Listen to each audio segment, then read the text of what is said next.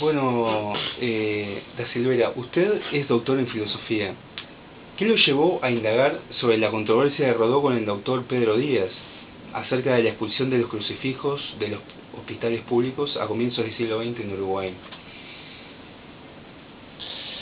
Yo creo que lo que me llevó a interesarme en eso fue la conciencia de que vivimos en un país raro en relación al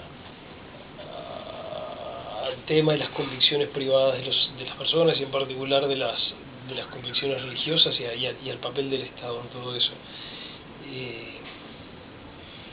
Yo viví unos cuantos años afuera del Uruguay y fue un descubrimiento para mí que la mayor parte de los países no funcionan como el Uruguay.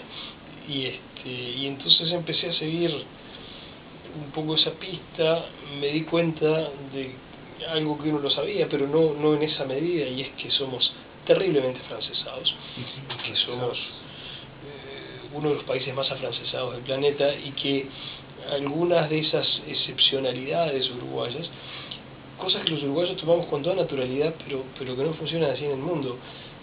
Por poner algún ejemplo, en Uruguay, si uno tiene convicciones religiosas, se tiene que casar dos veces. Se casa una vez ante el Estado y otra vez ante el ministro de la religión a la que pertenece. Y es delito hacerlo en otro orden, o sea, primero tiene que ser ante el Estado, después. Bueno, uno sale por el mundo y descubre que eso es muy raro, que lo normal en el mundo es uno se casa ante quien quiere, ¿no? Ante su rabino, su pastor, el cura o quien quiere, y después el ministro de la religión que sea manda un papel dando cuenta de que casó a fulano y mengano, y eso queda registrado en el Estado y se liquidó el asunto. Uno se casa una sola vez, no dos veces. Hay un montón de cosas así que son excepcionales, y esa excepcionalidad es la excepcionalidad francesa. Nosotros somos una especie de capítulo de esa excepcionalidad que es la excepcionalidad francesa. Hace unos años se hizo un estudio, para volver al tema religioso que tiene que ver con este asunto de la controversia entre Rodó y Díaz. Se hizo un estudio en todos los países de Europa acerca de si se enseñaba o no se enseñaba religión en las escuelas y liceos públicos. Y el descubrimiento fue que en todos los países de Europa, en aquella época en la Europa de los 12, menos en Francia, se enseñaba religión en las escuelas y liceos públicos, y que en todos los países de Europa, menos Francia y alguno más, el Estado pagaba las horas de las personas que iban a enseñar en religión en las escuelas y liceos públicos. Esa es la norma, y no hago ningún juicio de valor, digo, esa es la norma. Lo excepcional es que no sea así, y dentro de lo excepcional cae Francia, cae Uruguay y algunos países más. ¿Tenemos un concepto equivocado de la laicidad? ¿Es por eso que hablar de religión es tabú, por ejemplo, en las escuelas? Tenemos un concepto muy francés de la laicidad, y lo que sí nos equivocamos es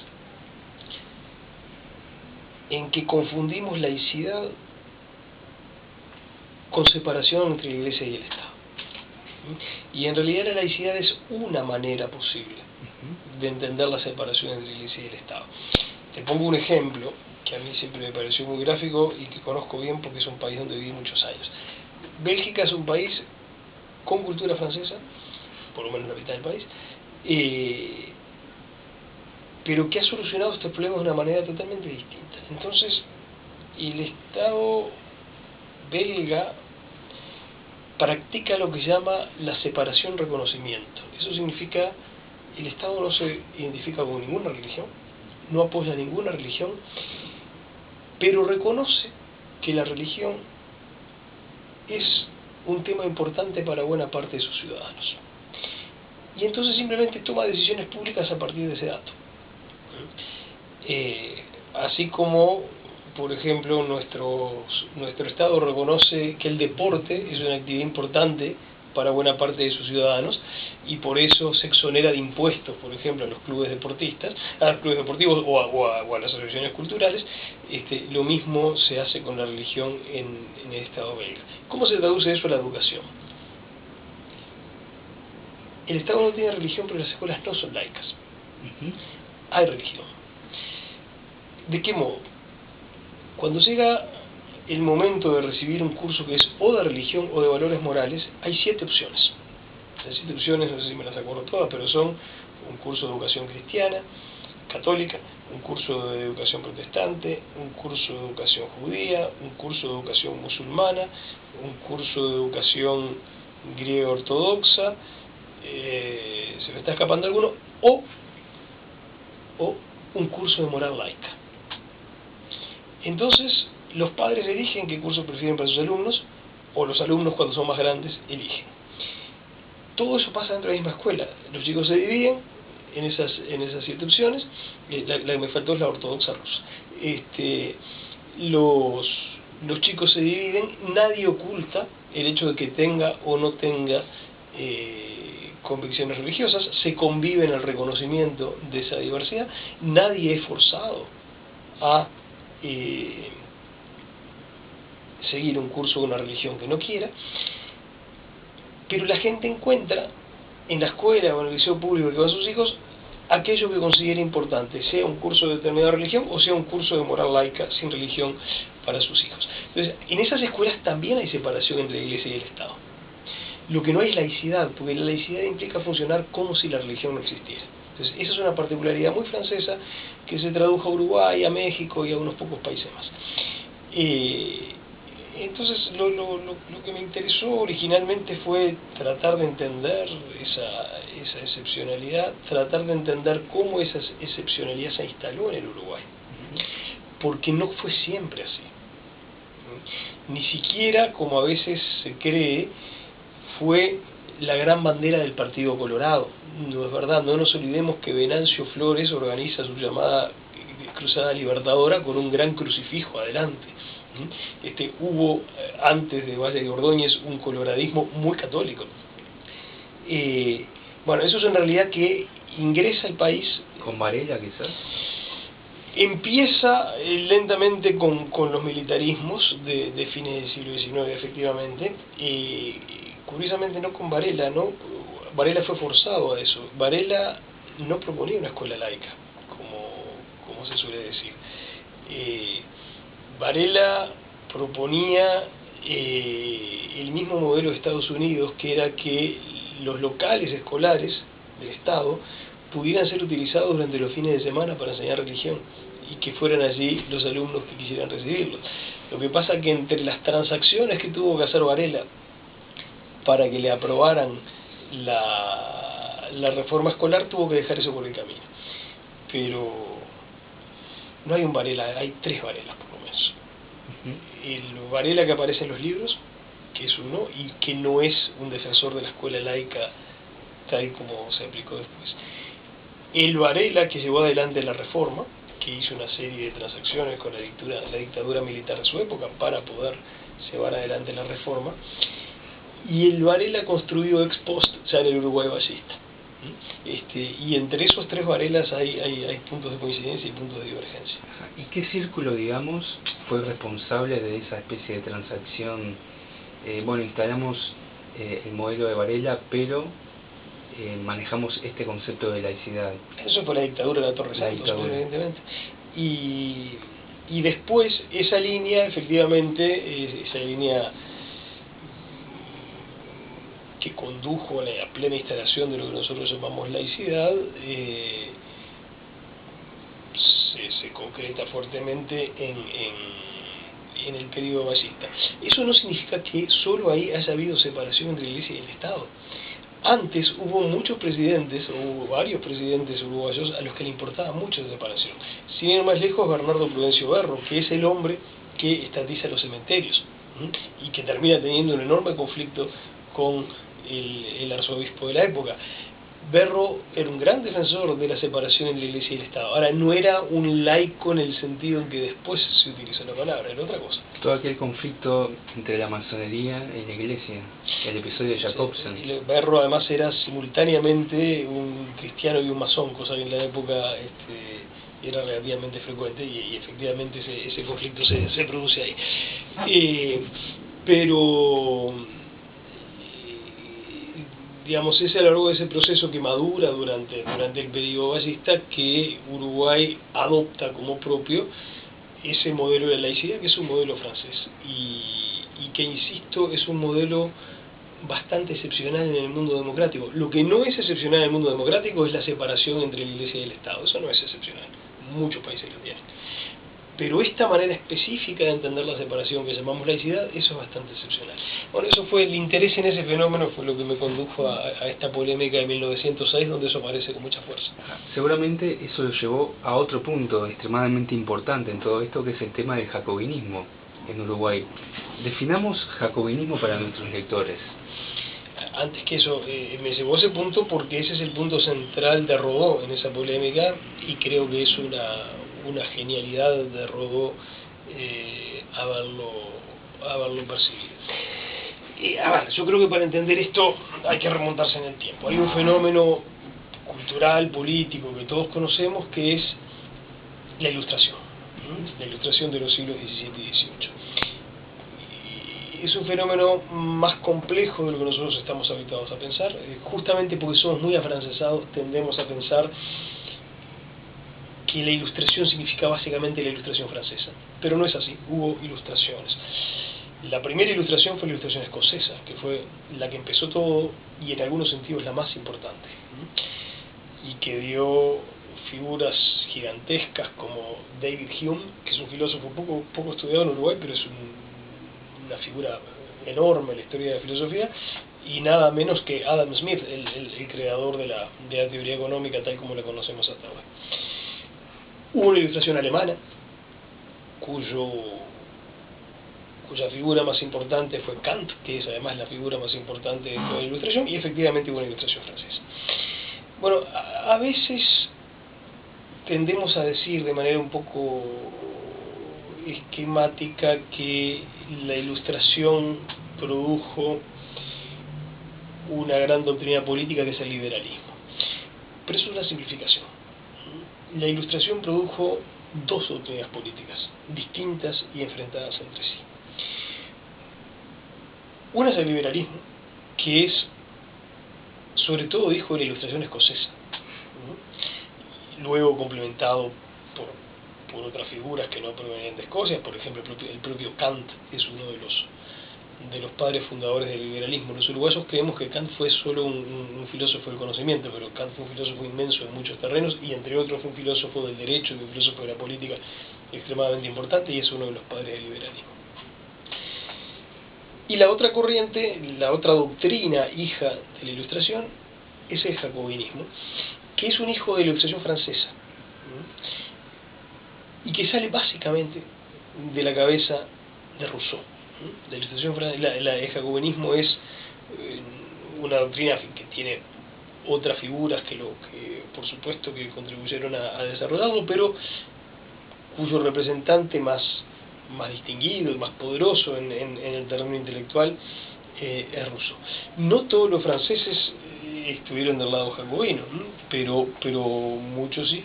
Montesquieu, por ejemplo, que es anterior a Rousseau y de hecho anterior a la propia eclosión de la Ilustración francesa, tiene muchos más puntos en común con la tradición liberal que con la tradición jacobina. Montesquieu miraba a los ingleses, la Constitución inglesa. Claro, Montesquieu de hecho escribe El espíritu de las leyes mirando a Inglaterra. Mientras que Rousseau es el autor de aquella famosa frase que dice: los ingleses creen que son libres, pero se equivocan mucho, solo son libres el día que eligen a sus representantes. Una vez que los eligieron y que sus representantes deciden por ellos, se vuelven esclavos, no son nada. Mientras Montesquieu admiraba el sistema inglés, Rousseau lo atacaba ferozmente. Un sistema inglés que había salido de una revolución gloriosa mucho antes de la Revolución Francesa. Bueno, de todo un proceso revolucionario que empieza 140 años antes de la Revolución Francesa. 140 años de la Revolución Francesa, antes de la Revolución Francesa se produce la primera Revolución Inglesa, que es la revolución, bueno, en donde ya le cortan la cabeza a un rey, ¿no? A veces nosotros somos tan afrancesados que creemos que al único rey que le cortaron la cabeza fue a Luis XVI, pero 140 años antes los ingleses le cortan la cabeza a Carlos I en el marco de la primera revolución inglesa. Y luego hay todo un proceso extremadamente complicado que efectivamente culmina con la Revolución Gloriosa, que ocurre 40 años antes de la Revolución Francesa, y que deja sentadas las bases de la monarquía parlamentaria tal como la conocemos hoy. Todo el asunto que el rey reina pero no gobierna, el que gobierna es un miembro del parlamento, el que llamamos primer ministro, bueno, todo eso de alguna manera se consolida. Ahí tenemos una figura del liberalismo tan importante como John Locke. Bueno, claro, Locke es otro que fue el principal ideólogo de esa revolución gloriosa que ocurrió 40 años antes de la Revolución Francesa. Ahora, liberalismo y jacobinismo, los dos son hijos de la Ilustración, pero son dos doctrinas políticas completamente distintas. Para ver algunas diferencias, el liberalismo tiene por centro al ciudadano individual, y lo que importa es proteger la libertad del ciudadano individual, proteger su autonomía de decisión en el marco de la vida colectiva, protegerlo de los posibles abusos del propio poder político. El liberalismo desconfía bastante del Estado, ve al Estado ciertamente como un instrumento que tiene que existir y que tiene que hacer ciertas cosas, pero como un instrumento que tiende a salirse de cauce y a volverse una amenaza para la libertad de los ciudadanos, y por eso el liberalismo prefiere un Estado limitado, un Estado controlado, un Estado dividido en poderes, un Estado cuyo funcionamiento esté sometido a una lógica de controles y de equilibrios. El liberalismo cree mucho en la sociedad civil. Para el liberalismo la sociedad es el lugar donde se ejerce la libertad. Esa sociedad donde se desarrolla nuestra vida cultural, nuestra vida económica, nuestra vida religiosa, nuestra vida familiar. Bueno, todo eso es el lugar que para los liberales es esencial. En cambio, el jacobinismo no tiene como protagonista de la política el individuo, sino el pueblo. El protagonista de la política jacobina es el pueblo que se expresa, el pueblo que decide, y vive obsesionado por las limitaciones o las trabas que la voluntad popular pueda tener. Y para el jacobinismo, la principal de esas trabas, el principal germen que contamina la voluntad popular son los intereses particulares. Mientras que los liberales consideran que los intereses particulares son absolutamente legítimos. Es perfectamente legítimo que tengamos intereses particulares, y el hecho de que tus intereses particulares choquen con los míos ni nos convierte en enemigos, ni implica que uno de los dos sea una mala persona, simplemente implica que los intereses tienden a entrar en conflicto y que hay que arbitrar. El jacobinismo es fuertemente estatista. El Estado es el actor poderoso respecto al cual todos los demás tienen que estar subordinados. El jacobinismo desconfía de la sociedad y desconfía de la diversidad, tiene una pretensión fuertemente uniformizadora. Cuando se reconoce un jacobino, se lo reconoce porque habla del pueblo, habla de la voluntad general, denuncia la conspiración de los intereses particulares. Cuando se reconoce que uno escucha a un liberal, porque habla de derechos individuales, habla de proteger los derechos legítimos de las personas, habla de proteger a la sociedad frente al posible avasallamiento del Estado. Son dos posiciones doctrinales absolutamente distintas, que entraron en conflicto duramente entre sí. La Revolución Francesa fue la gran revolución jacobina, mientras que las revoluciones inglesas o la revolución estadounidense fueron revoluciones liberales. Y los resultados y las tradiciones políticas a los que dieron lugar fueron enormemente diferentes. Entonces, como nosotros somos herederos de la experiencia política y de la cultura francesa, somos muy jacobinos, pero ahí hay que entender una cosa muy importante para entender por qué se produce la confusión. El jacobinismo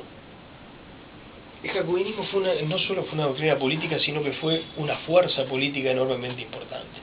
De hecho, uno puede decir que los jacobinos durante la Revolución Francesa construyeron el primer partido político moderno de alcance nacional, con estructuras nacionales, con una estructura piramidal, donde iban y venían las instrucciones y se recibía información y demás. Y los jacobinos fueron políticamente muy exitosos en controlar el curso de la Revolución Francesa. Hay una especie de regla histórica, y es que en general en los procesos revolucionarios es normal que haya un ala radical y un ala moderada. Y en general parte de la dinámica revolucionaria es que el ala radical destruye el ala moderada. Por ejemplo, los bolcheviques y los mencheviques en la Revolución Rusa. Que parecieran tener como antecedente a los jacobinos. Bueno, parcialmente, por lo menos parcialmente había algo de eso. También en la Revolución Francesa había un ala radical, que eran los jacobinos, y un ala más moderada, que eran los girondinos. Los jacobinos son muy exitosos en tomar el control de la revolución y en destruir a los girondinos. La muerte de Danton y de todos los dirigentes girondinos que lo acompañaban, conducidos por un dirigente político muy feroz, pero increíblemente eficaz, que era Robespierre, que era un gran admirador de Rousseau, ¿no? Todos los discursos de Robespierre están repletos de citas de Rousseau.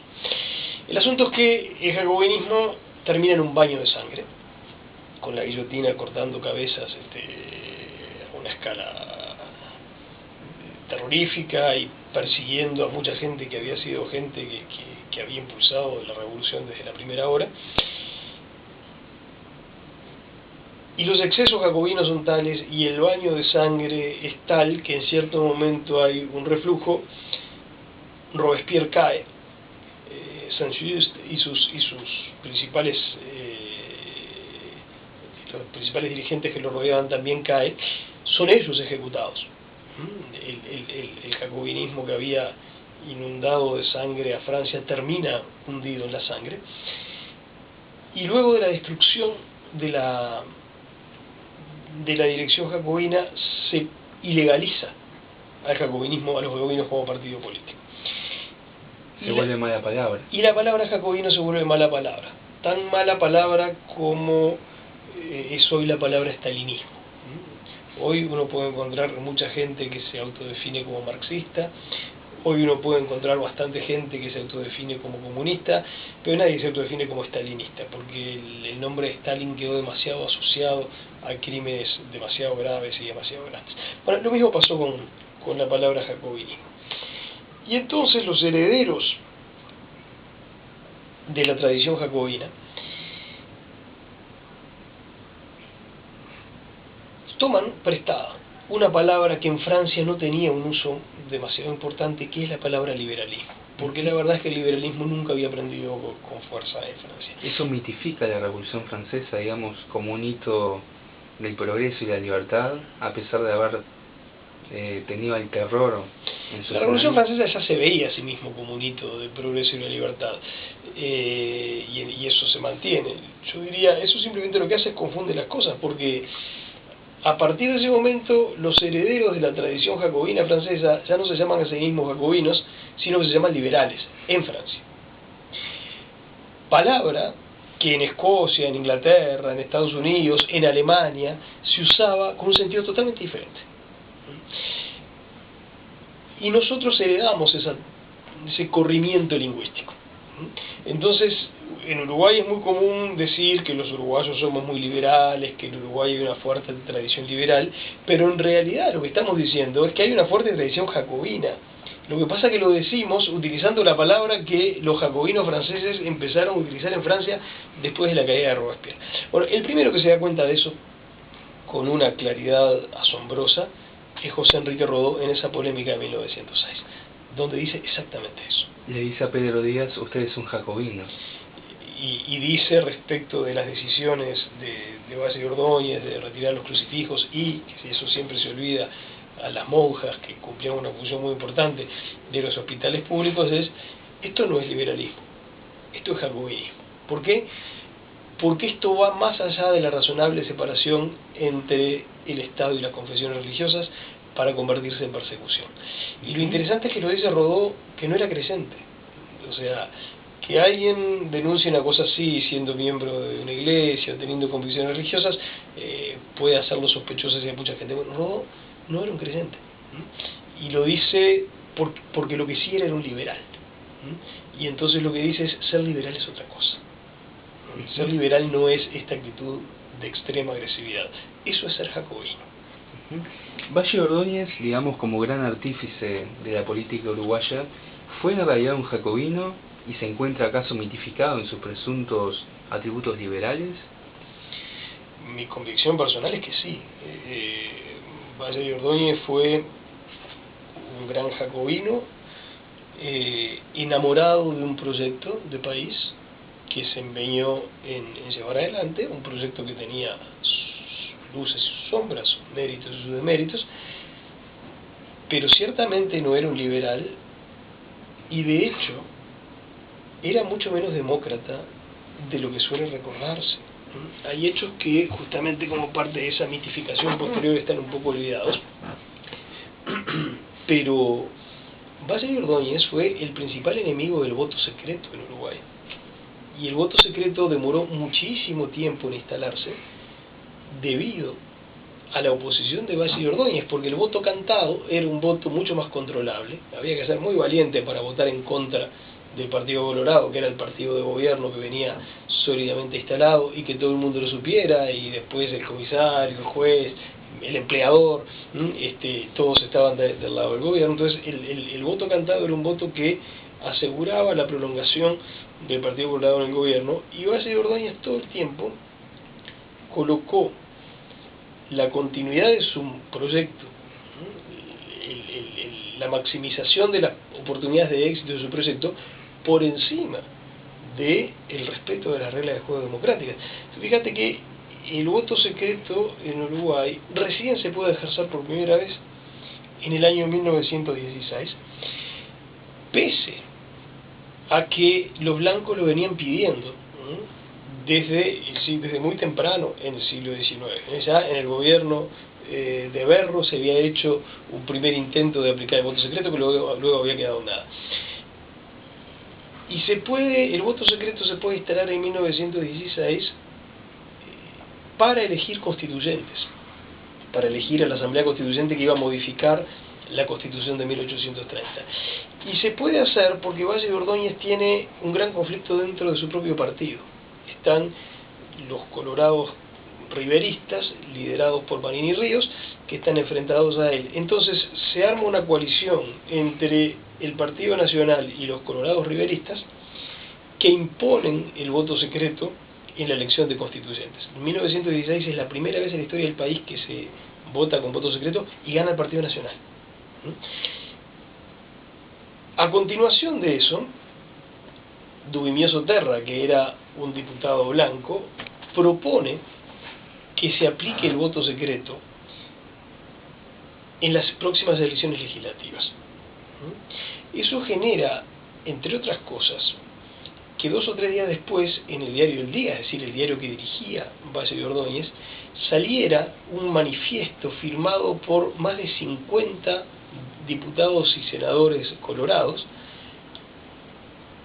pronunciándose en contra del voto secreto y dando una serie de razones que hoy leídas son un poco impactantes, diciendo por qué no tiene que haber voto secreto en el Uruguay. Y por supuesto ese había sido un operativo montado por el propio Valle Ordóñez. Valle Ordóñez fue un político sincero en el sentido de que no gobernó para enriquecerse, no gobernó para acomodar a sus amigos,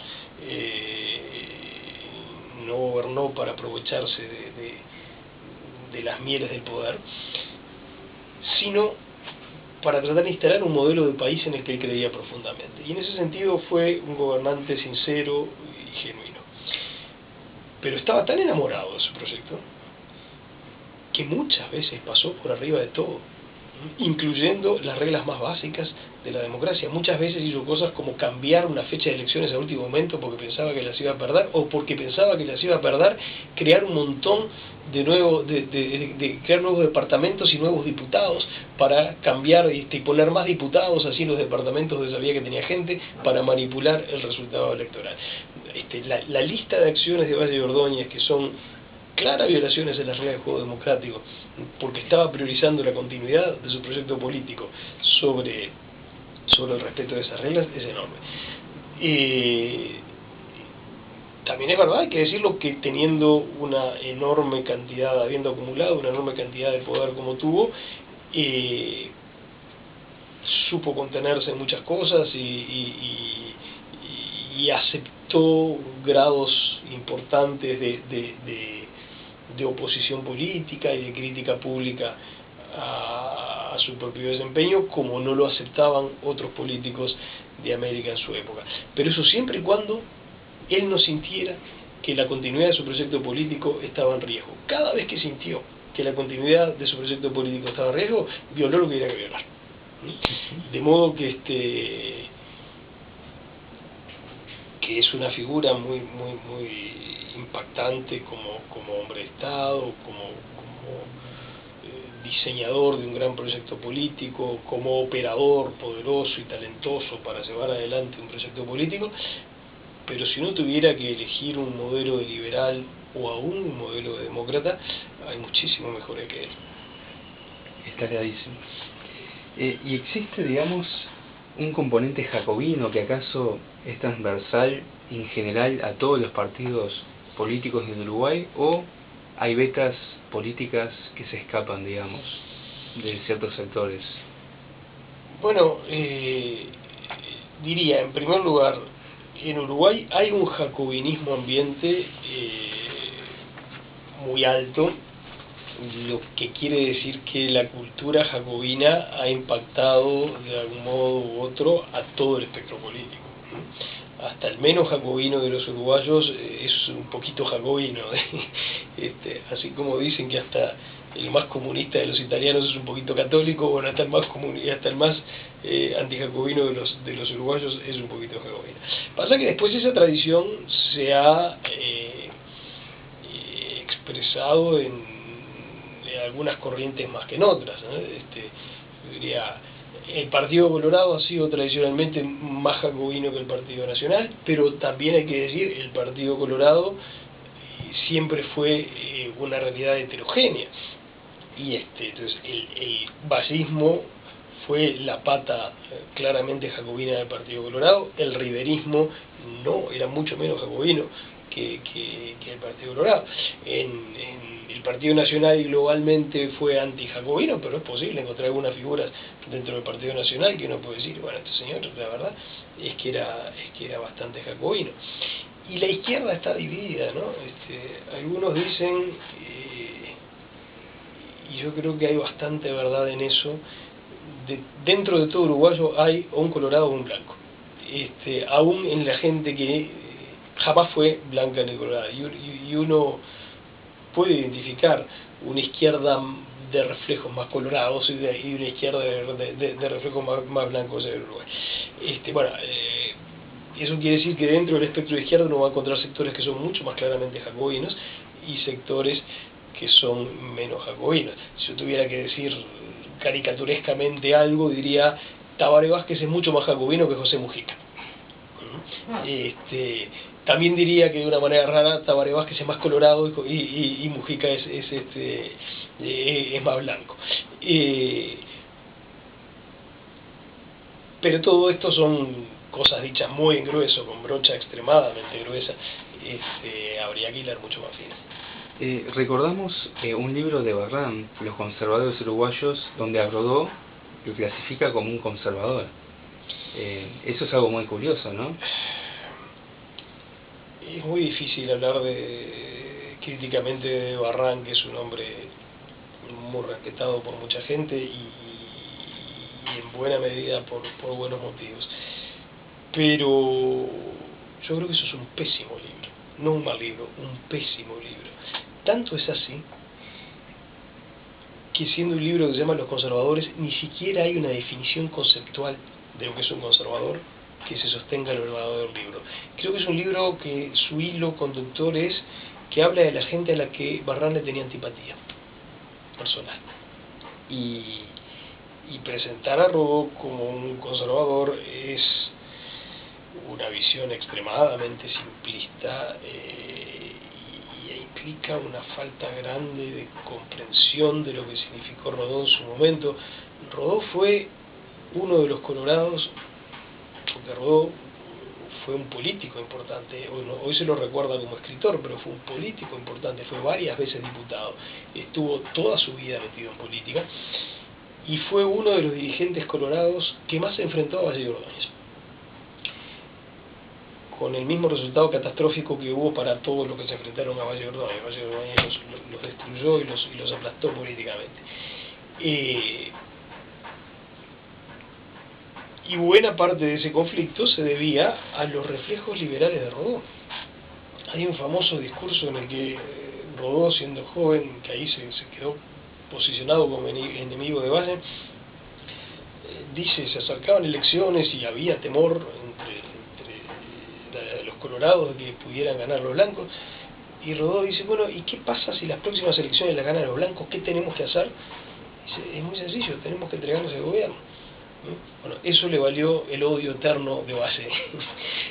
Un hombre que en ese momento, en ese contexto, enfrentándose al principal líder político de su época, defiende con tanta claridad esa idea esencial del juego democrático, no es un conservador. ¿Y qué hay, por ejemplo, en la enseñanza y en los sindicatos? ¿También podemos observar un jacobinismo que es transversal a los mismos? Sí, a ver, la organización de la enseñanza, justamente porque está presidida por esta idea muy francesa de la laicidad, tiene un muy fuerte cuño jacobino. Es más, uno puede argumentar que tiene un cuño todavía más jacobino que el de la propia Francia. En Francia pasan cosas que es imposible que en Uruguay ocurran. Por poner algunos ejemplos, la Revolución Francesa expropió todos los bienes de la Iglesia Católica. Posteriormente, la República Francesa le devolvió a las órdenes religiosas el usufructo de los bienes, pero sigue siendo propietaria. Entonces, hoy Francia está sembrada de colegios católicos que funcionan en viejos edificios, que están en manos de órdenes religiosas que imparten formación religiosa. Pero como el Estado francés sigue siendo el propietario de sus edificios, es el Estado francés el que se encarga de mantenerlos. De modo que hay un subsidio directo del Estado francés a un montón de colegios religiosos por la vía de sostener sus edificios. O hay algunas regiones de Francia en el límite con Alemania, que estuvieron Alsacia y Lorena, son unas regiones muy lindas que estuvieron alternativamente en manos formaron parte del territorio alemán o del territorio francés. Y en cierto momento, cuando por última vez pasaron a ser territorio francés, la población de esas regiones dijo claramente: nosotros queremos mantener el esquema de funcionamiento que teníamos cuando éramos Alemania y queremos que las escuelas públicas enseñen religión. Y el Estado francés dijo: muy bien, dada la particularidad de la historia y dada la fuerte demanda que hay acá, lo vamos a respetar. Entonces, si uno va hoy a Alsacia y Lorena, donde hay ciudades muy importantes, como Estrasburgo, por ejemplo, donde funciona el Parlamento Europeo, y uno entra en una escuela pública, se va a encontrar en los horarios con el curso de religión, pagado por el Estado francés. Entonces, nuestra enseñanza es más jacobina, más íntegramente, más consistentemente jacobina que incluso la que encontramos en Francia. Y en la vida sindical, en la vida cultural, sí, tenemos una impronta jacobina que nos marca enormemente. ¿Qué opinión le merece a usted el plan Ceibal o el EPC? Digamos, ¿es demostrable que esté mejorando niveles de rendimiento educativo o capacidades cognitivas de los niños? Bueno, lo primero que hay que decir es que eso no tiene nada que ver con lo anterior, es otro tema.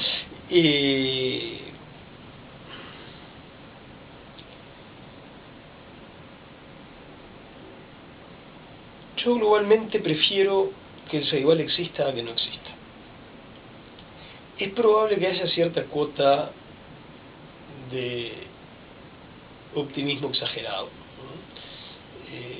Es probable que se espere que por el solo contacto de los alumnos con los equipos ocurran cosas que no necesariamente van a ocurrir, pero aún así creo que hay efectos positivos. Creo que democratizar la alfabetización informática es una cosa buena, facilitar el acceso a los instrumentos que nos ponen en contacto con el mundo de las redes y todos los recursos que ofrece la informática es un objeto bueno, es un objetivo valioso. Y la verdad que viendo al Estado uruguayo en este momento gastando tanta plata en cosas injustificables, digamos, aún suponiendo que en el caso del Ceibal haya un grado significativo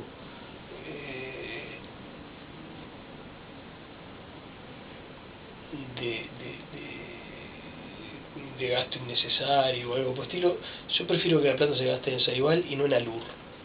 Me parece mejor gastado, me parece que los efectos van a ser mejores, me parece más justificable. Entonces, considerando todas las cosas y aún teniendo algunas críticas y siendo escéptico frente a lo que puede parecer a veces hasta una actitud un poquito novelera, tecnológica, prefiero que exista. Ajá. ¿Por qué el MIT de Massachusetts y Negroponte crearon el proyecto OLPC para países subdesarrollados? En muchos países de África en este momento también se haya implementado. Se trata, digamos, de favorecer condiciones para la globalización, por ejemplo. No creo que haya que ponerse paranoicos. Ellos pensaron en los países donde era más baja la tasa de penetración de la informática de Internet. Y esos países estaban en esas regiones. Uruguay no era el candidato típico, de hecho no era el candidato en el que pensaron originalmente. Les interesaba mucho más Perú.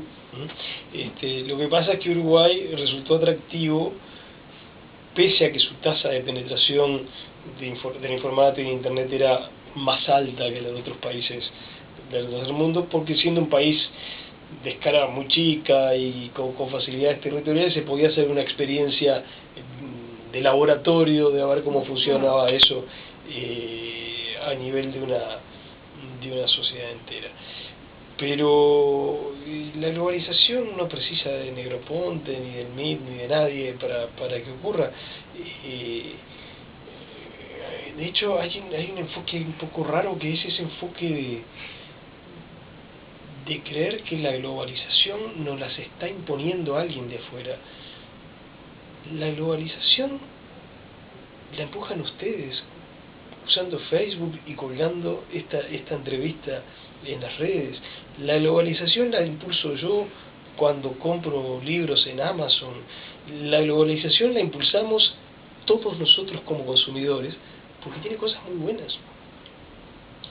También tiene costos. Ahora, ojo con no hacer una cosa, que es que cada uno de nosotros, en tanto ciudadanos, nos concentremos en observar los costos de la globalización y la denunciemos, mientras que como consumidores la estamos alentando todos los días, porque ahí les creamos a los políticos un problema que no tiene solución. A la globalización nadie la impulsa desde ningún lugar más o menos escondido. Nosotros somos los que impulsamos la globalización, con nuestras decisiones de consumo cultural y de consumo material. Cuando compramos ropa de marcas internacionales, cuando hacemos esa clase de cosas.